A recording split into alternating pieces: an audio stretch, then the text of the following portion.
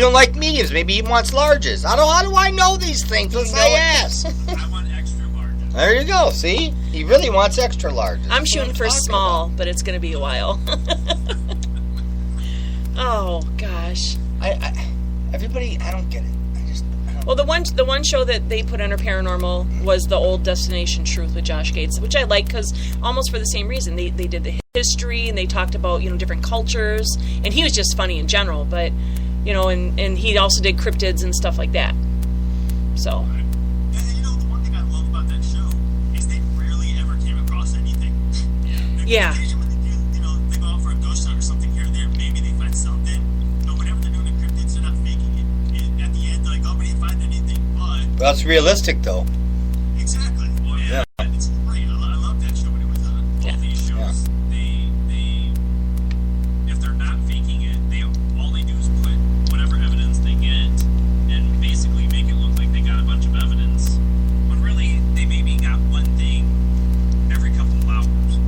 Right. And that's the one thing that I think both Eric and I both agree on that we didn't like about a lot of these shows is it wasn't realistic because they would mash up all this evidence into an hour and everybody like, whoa, look at all that evidence they got. They sat there for maybe 12 hours to get all that. Right.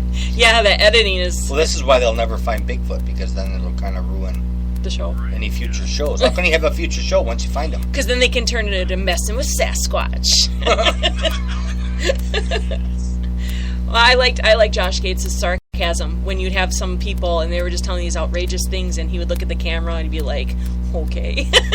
And they think he was serious and he's just like, oh my gosh. There's no room for sarcasm on radio. I really don't see it. I don't know. There was this. I don't know if you guys ever saw, but there was one episode on Destination Truth that I laughed so hard. You and I did, Scott. It was I don't know what he was investigating a cryptid. Oh, but wasn't that? It wasn't the guy turning into a werewolf. Yes. Was it? Did you guys see that one? This guy thought he was turning into a werewolf, and Josh Gates goes, Can you show me how you can do it? Oh, yeah, I can do it anytime. Okay, do it. So this guy just starts morphing, supposedly, into this werewolf, and he's just... Josh Gates was looking at the camera, laughing so hard. He's doing everything to contain himself. It's like, oh, my God, this guy is seriously trying to... Did you see it? We're like... Yeah, he starts, like, snarling. He gets all his hunching over and everything, and it's like... What? Oh, so that was good. Now, Eric, are you the one that's really into werewolves? Is that like your... Yes. Yeah. Yep. Absolutely. Justin, do you have a specialty that you like? Actually, werewolves is on my top, mostly because all the other ones are very... I think both Eric and I come from a skeptical view when it comes to a lot of the cryptids, especially Bigfoot, especially Chupacabra. Yeah. You can't prove it. Where with werewolf, not necessarily that somebody could change into a wolf, but as we've said, like lycanthropy or lycanthropic disorder, where people think maybe that guy that you guys saw had lycanthropic disorder, I don't know. Yeah. But they think that they're becoming werewolves, which makes them just as dangerous as the real creature, or what you would think the real creature is, because nobody's ever caught a werewolf, just like they never caught a Bigfoot.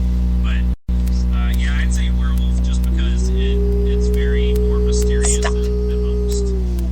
Well, I like the howling. Yeah, I don't. What howling? You know what? I'm listening to you guys, and I'm all intense, not even looking at Scott. He starts doing it, and I seriously freaked out. I jumped. I'm like, what is going on? I cannot believe that happened. Oh, my gosh. What are you talking about? Well, I think the whole werewolf thing's interesting, too. I think that there's always truth behind every myth and legend. Absolutely. You know, and just, with paranormal ghost shows and any paranormal show, they got to start with a foundation, and there's always spiritual stuff going on. It's just, are they going to get it or not? There was this, I think it was 1705, there was this pamphlet. It was like the first documented paranormal evidence that came in media. And it was a pamphlet. It was called A True Relation of the Apparition of One Mrs. Veal. And that was in 1705. But, different cultures already had been exorcising demons and believing this stuff. That was an old werewolf. That wasn't even a werewolf. That was a ghost thing. Oh.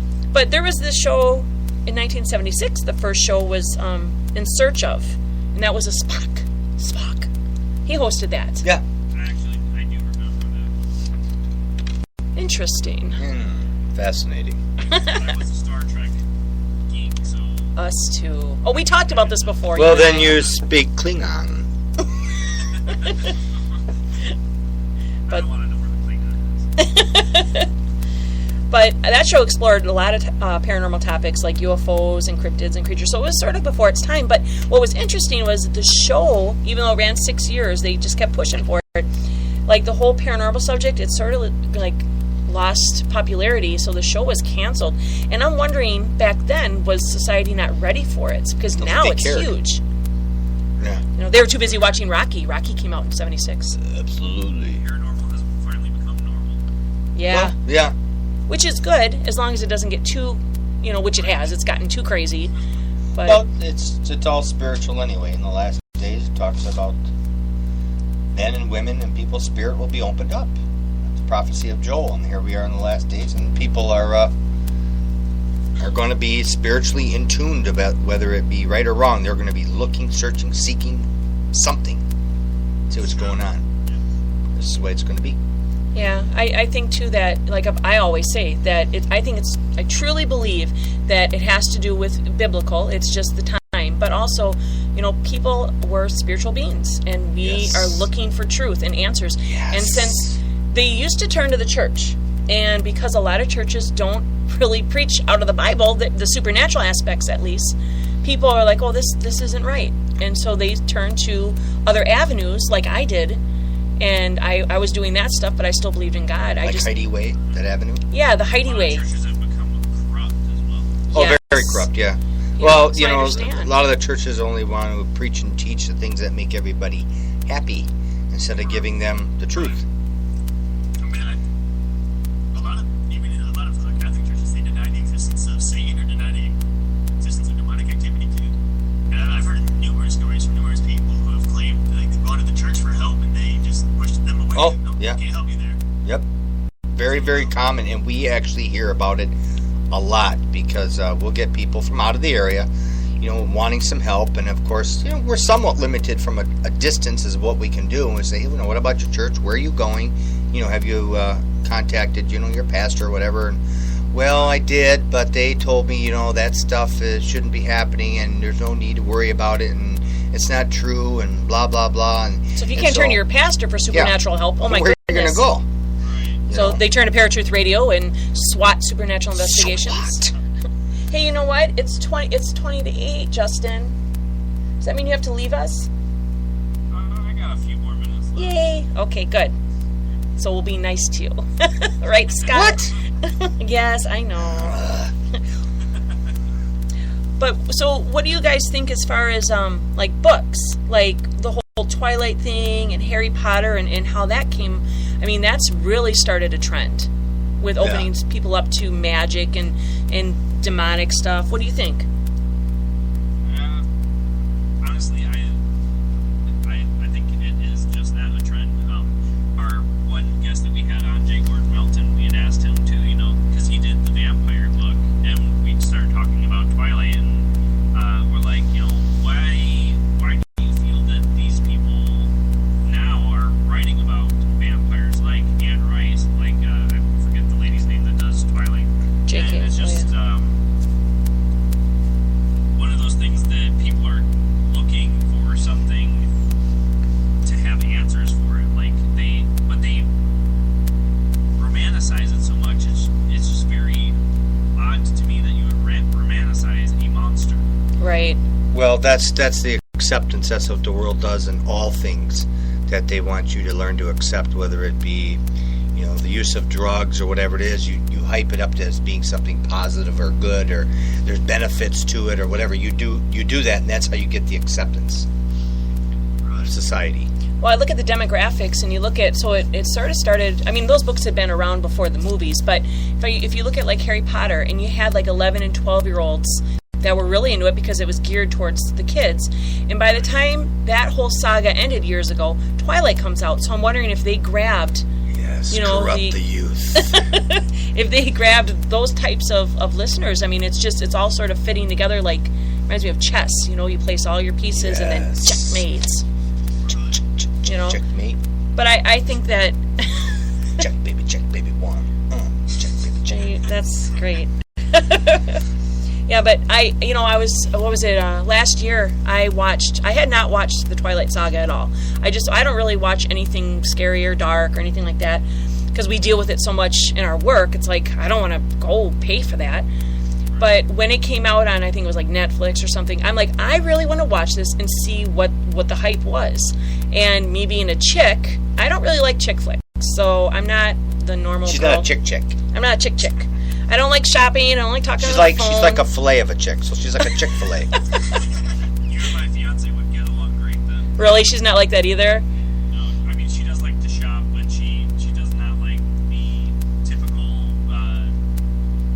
romantic movies or chick flick, as you call it. Yeah. Like, give me Transformers and Avengers all day long. I'm good.